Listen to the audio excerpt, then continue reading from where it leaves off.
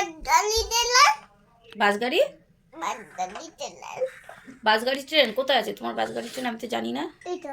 কই তো এটা দুষ্ট কথা বলে। আর তুমি কাকে বেশি ভালোবাসো বলো? বলবে না। আচ্ছা গুড মর্নিং বলো। সকালবেলা উঠে খেললা খেললা, কি মজা কি মজা কি মজা। ডিম সিদ্ধ, ডালিয়া, মুসুর ডাল, রাঙালু, কিছু সিদ্ধ দিয়ে ঝিনুক। ভাবা যায় এখন এত বড় ছেলেকে ঝিনুকে ভাত খাওয়াতে হবে। তুমি কোথায় গেছিলে? কি এনেছো বলে দাও আগে মাকে। জিজ কি এনেছো? আচ্ছা ছেড়ে দাও।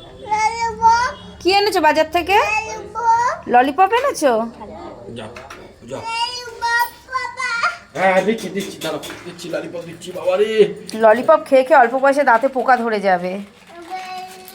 যাও ঘরে চলে যাও। তুমি বাজার আনোনি পাপ্পা? এনো, এটা মনে হচ্ছে পুরো গেল দোকানে। ধরো তাহলে ওই দুটো ফেলে দাও। দাও খাবো দাও। ওই তো লোক তোরা, ওই তো লিয়া, ওই তো লুকাচ্ছে। একটু দাও আমাকে, দাও। সব খাবা? ও ও সবটা খাবে সেটাই বলছে। সব খাবো। যা চলে যাও। আমি একটু নিব, একটু নিব। দাও একটুখানি দিয়ে দাও বাবা, গোলুমাকে একটু দাও, একটু নিব। একটু দাও।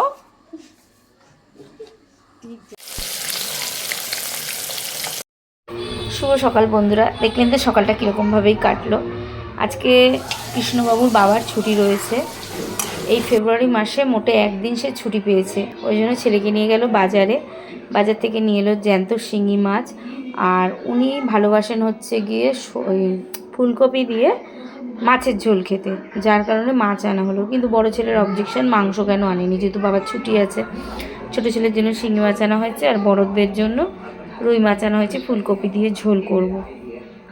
এরকম প্রত্যেক দিন ছোটো ছোটো ভিডিও অনেক করে রাখি, সেগুলোকে অ্যাডও করে রাখি, কিন্তু ভয়েস দিয়ে যে সেটাকে এডিটিং করব সেই সময়টার পেয়ে ওঠা হয় না। সেই আজকে থেকে মানে সেই ফেব্রুয়ারি মাসের মনে হয় এই ভিডিওটা 10 তারিখ এরকম হবে, সেখানে আমি আজকে এডিট করছি মার্চ মাসের 5 তারিখে। ভাবুন আমার অবস্থা। ঘরের অবস্থাটা তো দেখতেই পেলেন কি অবস্থায় থাকি। এই গুছোচ্ছি এই ঘুরছে, এই গুছোচ্ছি এই ঘুরছে, সারাটা দিন আমি এই করতে থাকি। আর তারপরে দুপুরের পর যদি পেটে দুটো ভাত পড়ে 3টে সাড়ে 3টের সময়, আমার আর শরীরে দেয় না, তখন মনে হয় আমি একটু শুয়ে পড়ি, যার কারণে হয় না। আর সন্ধ্যের থেকে তো আবার শুরু হয় ওনার তাণ্ডব চালানো, সেখানে আর তো যে একটু বসবো ফোনটা নিয়ে সেই আমার আর উপায় নেই। আর একটা জিনিস মজার বিষয়, আমাকে অনেকে বলেছে আমার বালিশের কভার কেন থাকে না, ম্যাক্সিমাম সময় বালিশের কভার, এই যে দেখতে পেলেন তো কভারটাকে নিয়ে খুলে ফেলে ও গুজে গুজে গুজে গুজে খাটের তলায় ফেলে দিল। প্রত্যেক দিন দিনে 3 থেকে 4 বার এরকম করে, কেন জানি না, ওর গুছানো কোনো জিনিস ভালো লাগে না, ও পছন্দই করে না। আর এখানে করবো হচ্ছে কৃষ্ণবাবুর মাছের ঝোল, শিঙি মাছ দিয়ে আলু দিয়ে ডাঁটা দিয়ে গাজর টাজর দিয়ে ঝোল করব। এটা ও দুপুরবেলা খাবে প্লাস রাত্রিবেলাও খাবে। আর এখানে শাক করেছি।